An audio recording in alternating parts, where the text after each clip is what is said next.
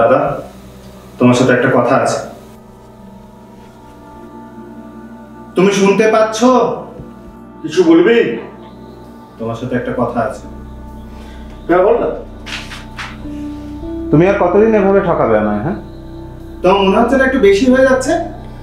কি বলছিস কি? আমি তোকে ঠকাচ্ছি এ কথা তুই বলতে পারলি? তুই বলার আগে একবারও ভাবলি না তুই কাকে কি বলছিস? আমি যা বলেছি না ভেবেই বলেছি। and you have cheated me. আচ্ছা, নিজের ছোট ভাইকে এভাবে ঠকাচ্ছ তুমি? কি রকম দাদা হে? তুই এমন ব্যবহার কেন আমার সাথে করছিস? কি কারণে করছিস তুই? পরিষ্কার করে বল। আমি সত্যি তোর কথার কিচ্ছু বুঝতে পারছি না। বুঝতে পারছো না, না বুঝতে চাইছো না? তোমাকে দেখলে তো মনে হয় না তুমি এরকম একজন ধান্দাবাজ। মুখ সামলে কথা বল।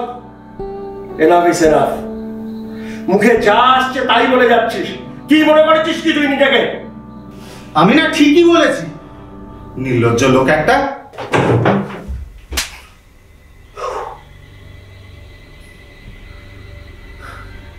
তুমি আমার গায়ে হাত তুললে দাদা। শোনো, হাত আমারও আছে, বাধ্য করো না তুলতে। এই দিনটা দেখাই আমার বাকি ছিল। বাবা মা মারা যাওয়ার পর তোকে মানুষ করার জন্য আমি বিয়ে সংসার কিচ্ছু করিনি।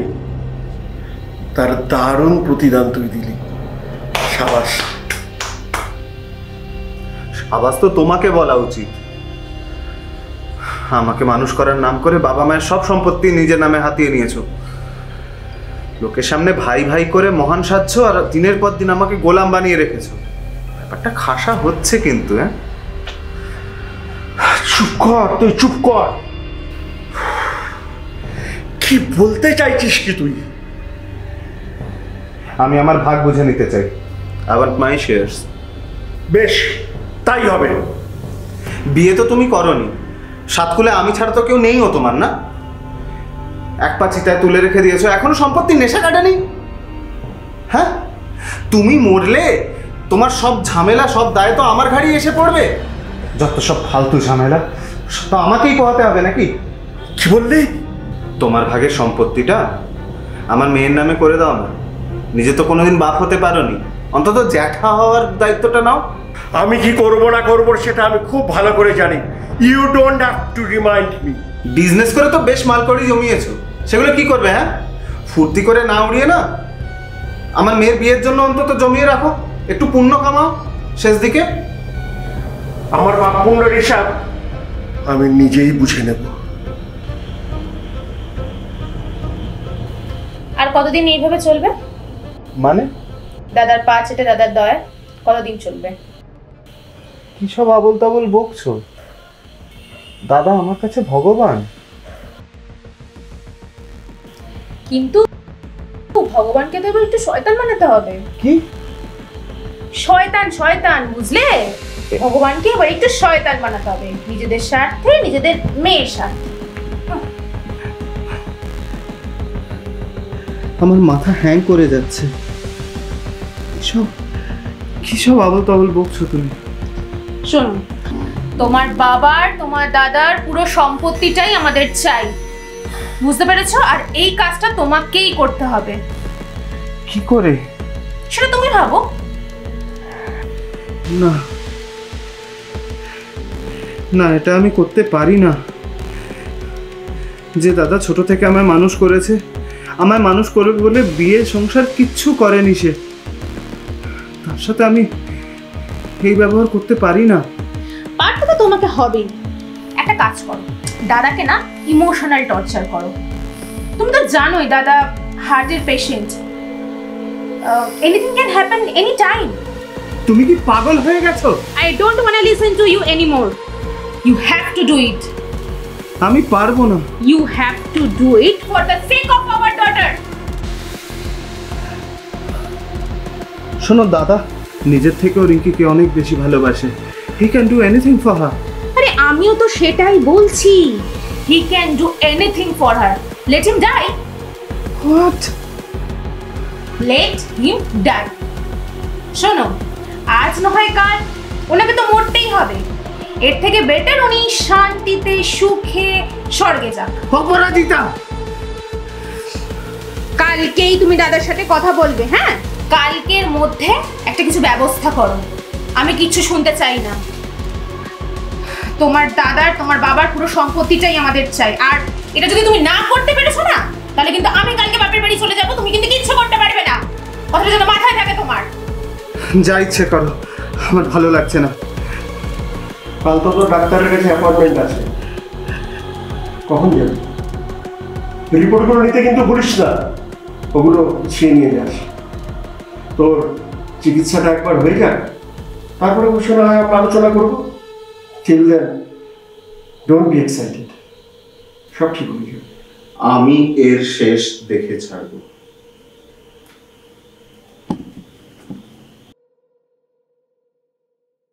জেঠু আমাকে পার্কে নিয়ে যাবে না? যাবো তো। আজকে স্কুলে তোমাকে কি পড়ালো? আজ যে করেছে always respect your parents and elders. তাই? হ্যাঁ। বাহ, খুব ভালো করেছে, খুব ভালো। ডাক্তার কি বললো? কি করবেন শুনে? মিষ্টি খাওয়াবেন? অবশ্য আপনার তো আজকে আনন্দেরই দিন, তাই না? কি বললো কি ডাক্তার? ওর দুটো কিডনি ড্যামেজ হয়ে গেছে, ট্রান্সপ্ল্যান্ট করতে হবে। হোয়াট? টেনশন করো দাও, আমাকে ডাক্তারের নাম্বারটা দাও, আমি ডাক্তারের সাথে কথা বলছি। মা, আর শরীর কেমন আছে? ঠিক টাইমে ওষুধগুলো খেয়েছো তো? দেখো মা, সিজন চেঞ্জ হচ্ছে, একটু সাবধানে থাকতে হবে। আমার ফোন এসছে, আমি আসছি এক্ষুনি। হ্যাঁ, হ্যালো, চিনতে পারছো? কি বলছেন? আমি সৌমেন, সৌমেন ব্যানার্জি। চিনতে পেরেছো? সৌমেন ব্যানার্জি? সৌমেন? এতদিন পর তোমার মনে পড়লো? মনে তাকেই পড়ে যাকে মানুষ ভুলে যায়। যে সারাক্ষণ মনেই থাকে তাকে আর নতুন করে মনে পড়াতে হয় না। বাবা, রোমান্স এখন ঝরে পড়ছে। ফেসবুকে দেখলাম একটু বুড়ো হয়ে গেছো তুমি। বিয়ে করলে না কেন? আর আমি যদি বলি তুমি কেন বিয়ে করলে না? তোমাকে পেলাম না তাই। তুমি ডাক্তারি পড়তে বিদেশ চলে গেলে, আর আমি সংসারে যাতাবালে ঢুকে পড়লাম। বাবা মা অ্যাক্সিডেন্টে মারা যাওয়ার পর ভাইয়ের সমস্ত দায়িত্ব সব আমার উপরে এসে পড়ল। ব্যাস, পাছে ওকে হারাতে না হয় সেই জন্য বিয়ে সংসার কিছুই আর হলো না। বাই দ্য ওয়ে, তুমি এখন কোথায় আছো? চেম্বারে না হসপিটালে? না না, বাড়িতে। আসলে তো মার শরীরটা খুব খারাপ, সেজন্য তাড়াতাড়ি চলে এসেছি। তা ভাইকে কেমন দেখলে? ভাই তো তোমারই পেশেন্ট। কি বলো তো? সুব্রত, সুব্রত ব্যানার্জি। সুব্রত ব্যানার্জি তোমার ভাই? আমি তো চিনতেই পারিনি। আমাকে যে চিনতে পেরেছো এটাই অনেক। তা কেমন দেখলে? একদম ভালো না, নট গুড অ্যাট অল। কি হয়েছে? দুটো কিডনি ড্যামেজ। তো এখন উপায় কিছু? কিডনি ট্রান্সপ্ল্যান্ট, আর সেটা ইমিডিয়েট, খুব ক্রিটিক্যাল অবস্থা। আমি ভাবছি তুমি এই কদিনের মধ্যে ডোনার কোথায় পাবে? আমাদের কাছে সেফ 1 কি 2 দিন রয়েছে। তুমি ইমিডিয়েট ওকে ভর্তি করো। Already it's two late. যদি আমি কিডনি দিই?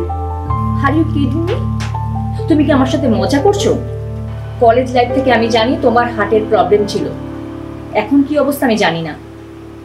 আই এম সিরিয়াস, ওকে ছাড়া আমি বাঁচবো না। It's impossible. আচ্ছা, যদি আমি কিডনি দিই তাহলে হোয়াটস দ্য রিস্ক ফ্যাক্টর? তুমি অপারেশন টেবিলে এক্সপায়ার করে যেতে পারো, মানে মারা যেতে পারো। কত পার্সেন্ট চান্স? 50%। তুমি ভুলে যেও না তুমি একজন হার্ট পেশেন্ট। 50%? only 50%? ডক্টর, সুব্রতর কিছু হয়ে গেলে আমি 100%ই মারা যাব। এবার তুমি বলো কোনটা বেটার, 100 না 50? আমার কিচ্ছু বলার নেই। কাল সকালে তুমি হসপিটালে চলে এসো, তোমার কতগুলো টেস্ট করতে হবে, তারপরে আমি বলবো যে তুমি কিডনিটা দিতে পারবে কিনা। দেন সি ইউ টুমরো। অনেক যুগ হয়ে গেল তোমায় দেখিনি। তুমি আর চেঞ্জ হবে না। ঠিক আছে, বাই। কাল সকালেই দেখা হচ্ছে। Bye, good night. Good night.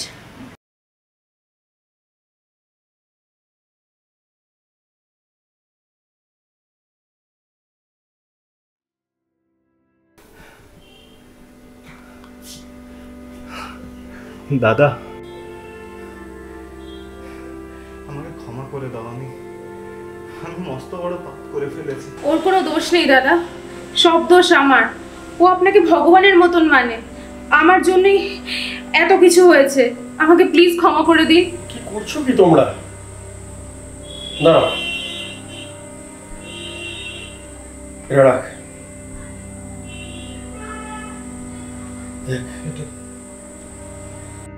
আমার অবর্তমানে আমার স্থাবর অস্থাবর সমস্ত সম্পত্তির মালিক হবে আমার ভাই সুব্রত, আমার ভাই স্ত্রী অপরাজিতা আর ওদের কন্যা সন্তান রিঙ্কি। আজ তাড়াতাড়ি খেয়ে শুয়ে পড়, আগামীকাল খুব স্ট্রেসফুল যাবে। কোনো চিন্তা করিস না, সব ঠিক হয়ে যাবে, সব ঠিক হয়ে যাবে। জেঠু জেঠু আসো আসো, এদিকে আসো। জেঠু জেঠু আমার পড়া হয়ে গেছে, আমাকে একটা গল্প শোনাবে না? আজ তোমাকে একটা দারুণ গল্প বলবো, চলে এসো।